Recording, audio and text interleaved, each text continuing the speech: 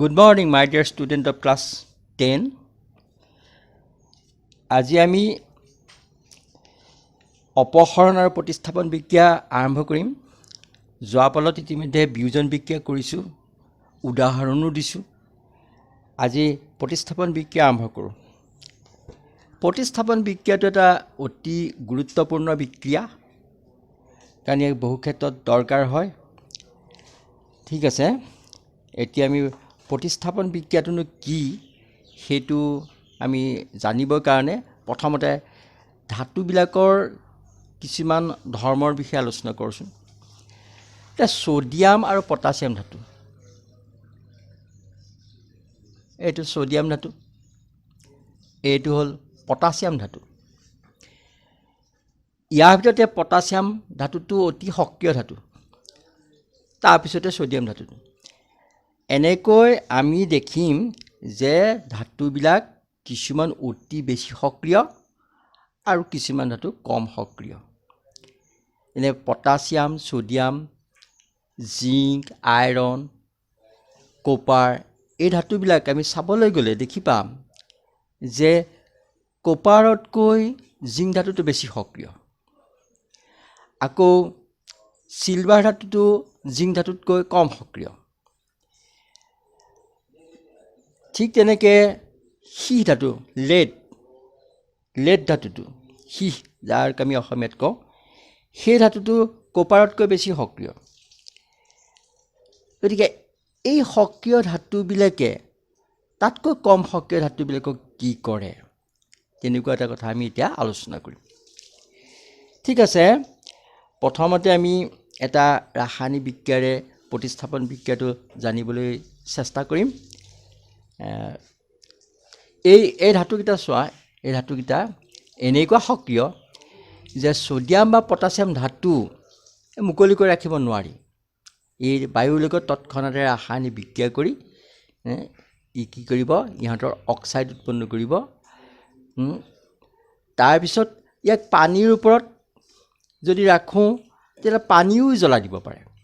এতিয়া কিমান সক্ৰিয় চোৱাচোন, ভাবি চোৱা। ছ'ডিয়াম বা পটাছিয়াম পানীৰ ওপৰত ৰাখিলে পানী জ্বলি যায়।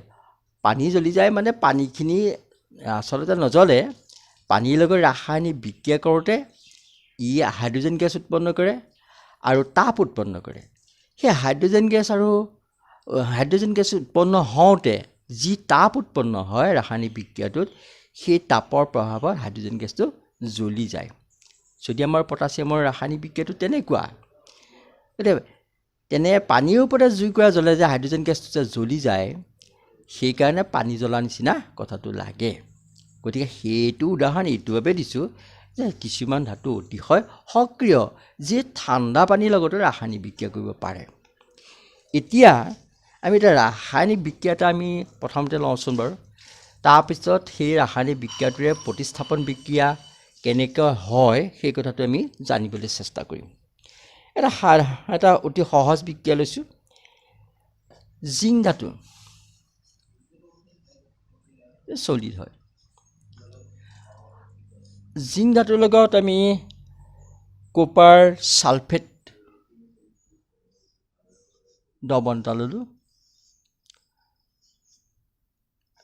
একুৱাছ। জিংকটো চলিড আৰু কপাৰ ছালফেট একুৱাছ। এই যে আমি কওঁ চলিড, একুৱাছ, লিকুইড, গেছ, এই কথাকেইটা এটা ইম্পৰ্টেণ্ট কথা। চলিড মানে যিটো বস্তু গোটা, দ্ৰৱীভূত অৱস্থাত নাথাকে। গোটা বস্তু মানেতো বুজি পাইছাই। সেই গোটা বস্তুবিলাকক আমি এছ, চলিড শব্দটোৰ এছ আখৰটোৰে আমি উপস্থাপন কৰোঁ। আৰু কপাৰ ছালফেটটো যেতিয়া পানীত দ্ৰৱীভূত নথকা অৱস্থাত ই ক্ৰিষ্টেলিন অৰ্থাৎ স্ফটিক, যে চেনীৰ দানাবিলাকৰ প্ৰায় নিচিনা, খালি ই ৰঙীন, যেনিবা ই নীলা। আৰু ইয়াক কপাৰ ছালফেট ক্ৰিষ্টেলবিলাক পানীত দি লৰাই দিলে ই নীলা দ্ৰৱণ সৃষ্টি কৰে। সেইকাৰণে পানীত যদি দ্ৰৱীভূত হয় বা জুলীয়া পদাৰ্থত কোনো পদাৰ্থ যদি দ্ৰৱীভূত হয়, তেতিয়াহ'লে দ্ৰৱীভূত অৱস্থাত থাকিলে তাক আমি একুৱাছ বুলি কওঁ। এই শব্দটোৰে আমি তাক বুজাওঁ। আকৌ পানী তাত একো দ্ৰৱীভূত অৱস্থাত নাই, তেনেহ'লে পানীটোক আমি এল আখৰ লিখোঁ যে H2O ইয়াত একো বস্তু দ্ৰৱীভূত নাই তেতিয়াহ'লে আমি ইয়াক এল আখৰটোৰে উপস্থাপন কৰোঁ এইটো হ'ল ছাবষ্টেন্সবিলাকৰ অৱস্থা আকৌ যদি পদাৰ্থটো গেছ হয় যে কাৰ্বন ডাই অক্সাইড গেছ কাৰ্বন ডাই অক্সাইড গেছ এইটো এনেকৈ নেলিখে আকৌ কাৰ্বন ডাই অক্সাইড গেছ এনেকৈ লিখিব লাগিব এনেকৈ কাৰ্বন ডাই অক্সাইড গেছ এইটোতো গেছ হয় গতিকে ইয়াক আমি জি এই অৱস্থাটোৰে গেছ জি অৱস্থাটোৰে উপস্থাপন কৰিম গতিকে এইকেইটা বস্তুৰ অৰ্থটো যদি একেবাৰে গোটা হয় তেতিয়াহ'লে চলিড কাৰো লগত দ্ৰৱীভূত অৱস্থাত নাই তেতিয়াহ'লে চলিড যদি পদাৰ্থটো ছাবষ্টেন্সটো ক'ৰবাত দ্ৰৱীভূত হৈ আছে তেতিয়াহ'লে সেইটো হ'ব একুৱাছ পানীত দ্ৰৱীভূত হৈ আছে তেতিয়াহ'লে একুৱাছ যে এইটো ৱাটাৰটো লিকুইড ইয়াত একো বস্তু নাই সেইকাৰণে এইটো লিকুইড কাৰ্বন ডাই অক্সাইড গেছ এইটো গেছ হয়তো আমি জি বুলি উপস্থাপন কৰোঁ যি আমি আখৰটো তাত ব্ৰেকেটৰ ভিতৰত লিখি দিওঁ এইকেইটা হ'ল পদাৰ্থৰ অৱস্থা আৰু ৰাসায়নিক বিক্ৰিয়া এটা সম্পূৰ্ণকৈ জানিবলৈ আমি এইকেইটা বস্তু ৰাসায়নিক বিক্ৰিয়াটোৰ লগত লিখোঁ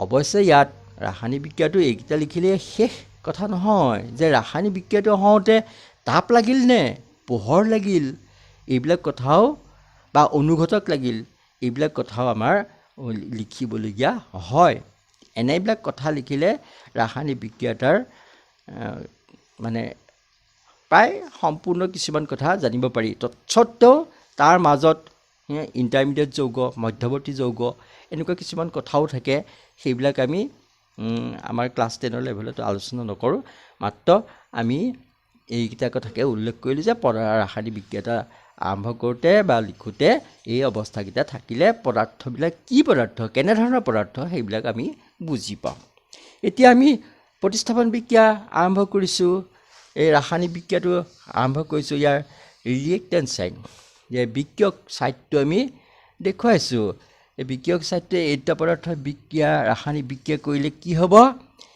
জিংক ধাতুটো কপাৰ ধাতুতকৈ বেছি সক্ৰিয় গতিকে সক্ৰিয় ধাতুটোৱে কপাৰ ছালফেটৰ লৱণৰ দ্ৰৱণৰ পৰা কম সক্ৰিয় ধাতুটো আঁতৰাই নিজে প্ৰতিষ্ঠা লাভ কৰিব নিজে প্ৰতিস্থাপিত হ'ব ছালফেট গ্ৰুপটোৰ লগত চোৱাচোন যে কপাৰটো জিংকে আঁতৰাই দিছে জিংকে কপাৰ আঁতৰাই দিলে দি জিংক ছালফেট উৎপন্ন কৰিলে আৰু লগতে কপাৰটো আঁতৰাই দিব জিংক ছালফেট উৎপন্ন কৰিলে কপাৰটো আঁতৰাই দিব কপাৰটো আমি জানোৱেই যে চলিড জিংক ছালফেটটো এইটো একুৱাছ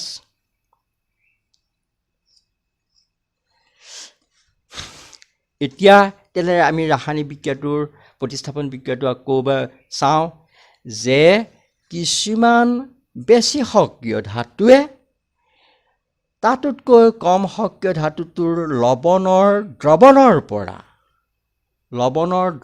পৰা কম সক্ৰিয় ধাতুটো আঁতৰাই দিয়ে নিজে সেই স্থানটোত স্থাপত্য হয় গতিকে এইটো হ'ল প্ৰতিস্থাপন বিক্ৰিয়া তেতিয়াহ'লে আমি সংজ্ঞা ৰাখিম যে বেছি সক্ৰিয় ধাতুবিলাকে কম সক্ৰিয় ধাতুবিলাকৰ লৱণৰ দ্ৰৱণৰ পৰা কম সক্ৰিয় ধাতুটো আঁতৰাই দি নিজে তাত প্ৰতিস্থাপন লাভ কৰে সেইকাৰণে এই ধৰণৰ ৰাসায়নিক বিক্ৰিয়াবিলাকক প্ৰতিস্থাপন বিক্ৰিয়া বুলি কোৱা হয় তেতিয়াহ'লে এইটো এটা প্ৰতিস্থাপন বিক্ৰিয়াৰ সুন্দৰ উদাহৰণ ঠিক আছে চোৱা the displacement reactions are those are called displacement reactions in which the high reactive metal can displace the less reactive metal from its solution, then that type of reactions are called displacement reaction. Here zinc is high reactive metal, but copper is less reactive metal. Copper sulfate is a crystal and it is soluble in water. So zinc displaces copper from its solution, and zinc forms zinc sulfate, and it remove copper from copper sulfate. So this is the example of displacement reaction. অন্যটা আমি reaction চাওঁ আইৰণৰ ক্ষেত্ৰত চাম ইয়াত আমাৰ এটা কাৰ্যকলাপো দিছে আইৰণ কপাৰতকৈ বেছি সক্ৰিয় iron is more reactive metal than copper. So iron can remove, iron can displace copper from its salt solution. So copper sulfate is a salt and its solution, copper sulfate solution, it is a copper sulfate. When it is soluble in water, then it is called the copper sulfate solution. So the reaction to my liquidation,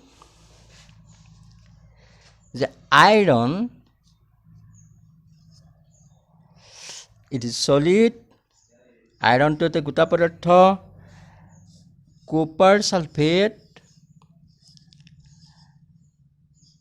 it is a crystal of copper sulfate, it is soluble in water. Copper sulfate or pani দ্রবীভূত হয় সেইকাৰণে এই নীলা দ্ৰৱণ সৃষ্টি কৰে সেইকাৰণে আমি লিখিলো aqueous. যে iron is more reactive than copper, so iron displaces copper from its solution, from its copper sulfate solution. Ferrous sulfate or iron sulfate,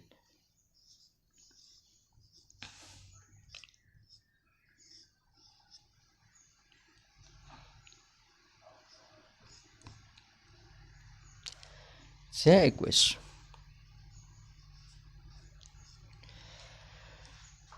এতিয়া আমাৰ কাৰ্যকলাপত আছে এইটোতো প্ৰথমতে চোৱা যে আইৰণ বেছি সক্ৰিয় ধাতু আৰু কপাৰ সালফেট আইৰণতকৈ কপাৰ সালফেটৰ কপাৰটো আইৰণতকৈ বেছি কম সক্ৰিয় কপাৰ সালফেটৰ নীলা দ্ৰৱণৰ পৰা আইৰণে কপাৰটো আঁতৰাই দি সালফেট গ্ৰুপটোৰ লগত আইৰণটো প্ৰতিস্থাপিত হ'ল আৰু কপাৰটো আঁতৰাই দিছে গতিকে ই প্ৰতিস্থাপন বিক্ৰিয়াৰ এটা উদাহৰণ যে আমাৰ কাৰ্যকলাপত দিছে তিনটা লোৰ গজাল ল'বলৈ কৈছে এটা গজাল লোৰ গজাল আমি বাহিৰত থৈ দিছোঁ তাৰ তুলনা কৰি চাবলৈ দুটা আমি তাত কপাৰ সালফেট দ্ৰৱণত ভৰাই দিলোঁ তাৰপিছত অলপ পৰৰ পিছত আমি দেখিম যে কপাৰ সালফেটৰ দ্ৰৱণটো নীলা কিন্তু গজালকেইটা ভৰাই ওলোমাই থৈ দিছোঁ কপাৰ সালফেটৰ দ্ৰৱণটোৰ মাজত টেষ্ট টিউবটোৰ ভিতৰত আছে দুটা গজাল তোমালোকে দেখিছা এতিয়া তেতিয়া দেখিম যে লোৰ গজাল দুটাৰ গাত ৰং সৃষ্টি হৈছে পাতল লোৰ গজালকেইটা মানে তাৰ ৰংটোৰ পৰিৱৰ্তন ঘটিছে তোমালোকে দেখিছা নহয় লোৰ গজাল দুটা কপাৰ সালফেট দ্ৰৱণৰ পৰা উলিয়াই অনাৰ পিছত লোৰ গজালকেইটাৰ গাটো ৰঙীন হৈ পৰিছে তাৰপিছত আমি সলিউশ্যনটো চাওঁচোন যে কপাৰ সালফেট সলিউশ্যনটো আমি দেখিছোঁ টেষ্ট টিউব দুটা চাইছোঁ যে কপাৰ সালফেট সলিউশ্যনটো কি হৈছে তাৰ ৰংটো বদলি হৈ গৈছে কপাৰ সালফেটৰ নীলা ৰংটো পাতল নীলা ৰঙলৈ ৰূপান্তৰিত হৈছে তাৰমানে বুজিব লাগিব যে আইৰণে কপাৰ সালফেট সলিউশ্যনৰ পৰা কপাৰটো প্ৰতিস্থাপন কৰাৰ কাৰণে কপাৰ সালফেট সলিউশ্যনৰ ৰংটো ক্ৰমান্বয়ে পাতল হৈ গৈছে গতিকে এইটো এটা সুন্দৰ উদাহৰণ আৰু এটা উদাহৰণ আমাৰ অৱশ্যে দিছে সেইটো তোমালোকে চালেই ভালকৈ বুজিবা সেইটো দিছে সীহ ধাতুৱে বা লিডটোৱে একেধৰণৰ ৰিয়েকশ্যন কপাৰ ক্লৰাইডৰ পৰা কপাৰ ক্লৰাইডৰ পৰা সি ধাতুৱে কপাৰ ধাতুটো অপহৰণ কৰিলে আৰু ৰেড ক্লৰাইড উৎপন্ন কৰিছে। সেইটো একেধৰণৰ উদাহৰণ মই বেছি যাবলৈ বিচৰা নাই। এইটোৱে বুজাব যে আইৰণ, জিংক, সি এইবিলাক সক্ৰিয় ধাতু, কপাৰতকৈ অন্ততঃ সক্ৰিয় ধাতু। সেইকাৰণে প্ৰতিটোৱে কপাৰ ছালফেট দ্ৰৱণৰ পৰা কপাৰটো অপহৰণ কৰিছে। গতিকে এইটো এটা অপহৰণ বিক্ৰিয়াৰ মই দুটা উদাহৰণৰ সৈতে দেখুৱাই দিলোঁ। ৩ নম্বৰ উদাহৰণটো তোমালোকে নিজেই দিয়া আছে, তোমালোকে নিজে বুজিবলৈ চেষ্টা কৰিবা।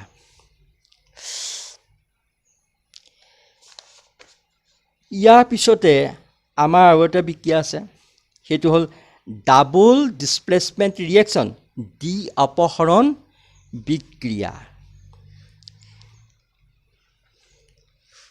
অপহৰণ বিক্ৰিয়াটো হ'ল এইটো বুজি পাইছা? গতিকে এতিয়া মই দ্বি অপহৰণ বিক্ৰিয়ালৈ যাব বিচাৰিছোঁ। উদাহৰণ এটা লৈ ল'লে বেছি ভাল হ'ব।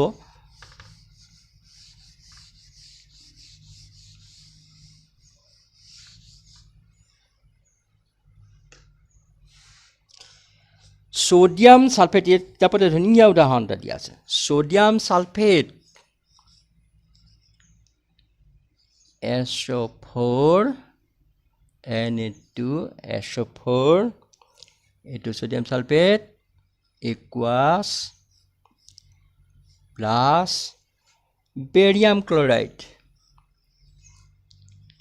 BaCl2,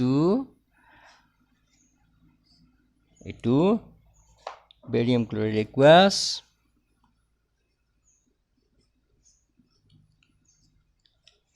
তাৰপিছত barium sulphate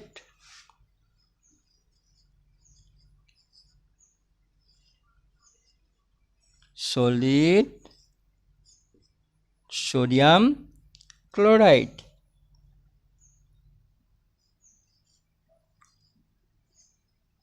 NaCl, twice NaCl, সন্তলিত সমীকৰণ হৈ গ'ল। আচ্ছা, এতিয়া আমি চাওঁ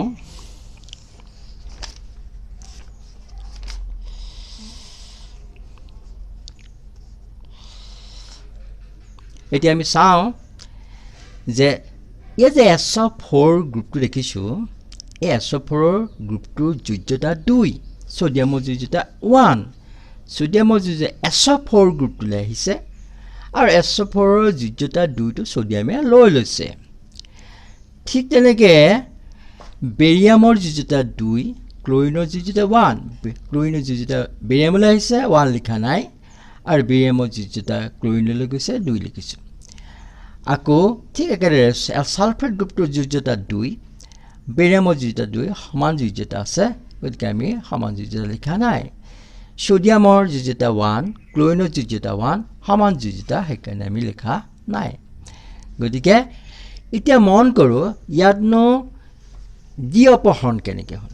ইয়াত চাওঁ, ইয়াত আছে সোডিয়াম আয়ন আৰু এইটো সালফেট আয়ন, ইয়াত বেৰিয়াম আয়ন আৰু এইটো ক্লৰিন আয়ন। এইটো আয়নীয় লৱণ, এইটো হৈছে এই লৱণটো আয়নীয় লৱণ, এইটো আয়নীয় লৱণ। গতিকে কাৰণ ইয়াত সোডিয়াম আয়ন আছে, ইয়াত সালফেট আয়ন আছে, ইয়াত বেৰিয়াম আয়ন আছে, ক্লৰিন আয়ন আছে। এতিয়া বেৰিয়াম আৰু সোডিয়াম আয়নৰ দুইটা এটাই আনটোক অপহৰণ কৰিছে। সোডিয়ামে বেৰিয়ামক অপহৰণ কৰিলে বা বেৰিয়ামে সোডিয়ামক অপহৰণ কৰিলে।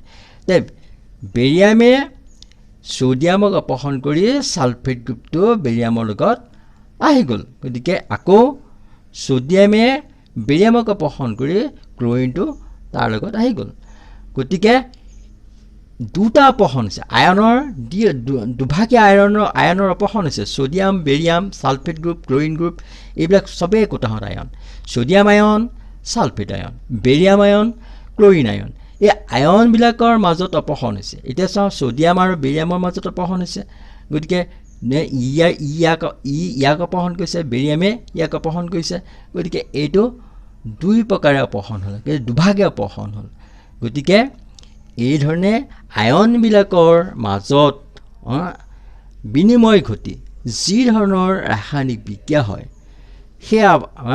সেই বিক্ৰিয়াবিলাকক কোৱা হয় দ্বি অপহৰণ বিক্ৰিয়া সেইবিলাকক কোৱা হয় দ্বি অপহৰণ বিক্ৰিয়া আকৌ ক'লোঁ যে আয়নৰ মাজত বিনিময় ঘটি যিবিলাক ৰাসায়নিক বিক্ৰিয়া হয় সেই ৰাসায়নিক বিক্ৰিয়াবিলাকক কোৱা হয় দ্বি অপহৰণ বিক্ৰিয়া ইয়াত আৰু এটা কথা মন কৰোঁ যে সোডিয়াম সালফেটে বেৰিয়াম ক্লৰাইডৰ লগত ৰাসায়নিক বিক্ৰিয়া কৰোঁতে ইয়াত বেৰিয়াম সালফেটৰ অধক্ষেপ পৰে বগা অধক্ষেপ পৰিব এই অধক্ষেপটো অদ্ৰাব্য দ্ৰৱীভূত নহয় সেইকাৰণে এই ৰাসায়নিক বিক্ৰিয়াটোক কোৱা হয় অধক্ষেপ বিক্ৰিয়া অধক্ষেপ পোৱাৰ কাৰণে অধক্ষেপ বিক্ৰিয়া কোৱা হয় অৰ্থাৎ দ্বি অপহৰণ বিক্ৰিয়াত আমি বেৰিয়াম সালফেটৰ অধক্ষেপ পালোঁ সেইকাৰণে এইটো কোৱা হয় অধক্ষেপ বিক্ৰিয়া গতিকে দ্বি অপহৰণ বিক্ৰিয়াত আমি অধক্ষেপ উৎপন্ন হ'লে তাক অধক্ষেপণ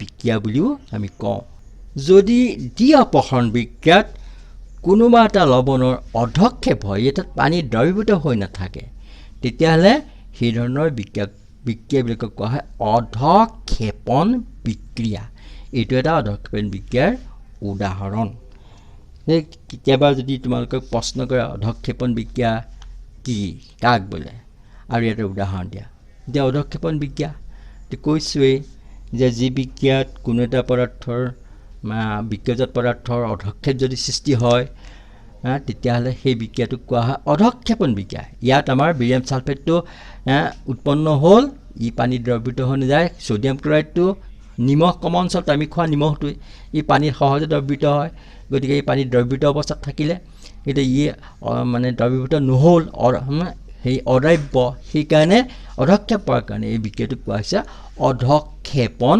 বিক্ৰিয়া ঠিক আছে এতিয়া যি বিক্ৰিয়াত বিক্ৰিয়ক পদাৰ্থ দুটাৰ মাজত বিক্ৰিয়ক পদাৰ্থ দুটাৰ মাজত আয়নৰ বিনিময় ঘটে তেতিয়াহ'লে বিনিময় ঘটি পদাৰ্থবিলাকৰ উৎপন্ন কৰে তেনেধৰণৰ ৰাসায়নিক বিক্ৰিয়াবিলাকক কোৱা হৈছে দ্বি অপহৰণ বিক্ৰিয়া The reaction which produce precipitate, the reaction which produce precipitate, that type of reactions are called precipitation reaction.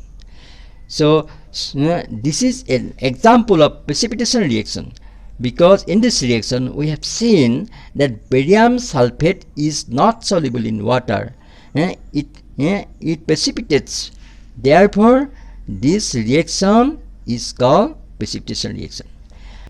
The reactions which occur due to exchange of ions called double displacement reaction. So this is a very good example of double displacement reaction because here we have seen the ion of sodium sulfate and barium chloride exchange between them and produce barium sulfate and sodium chloride. Therefore, this is called a displacement reaction.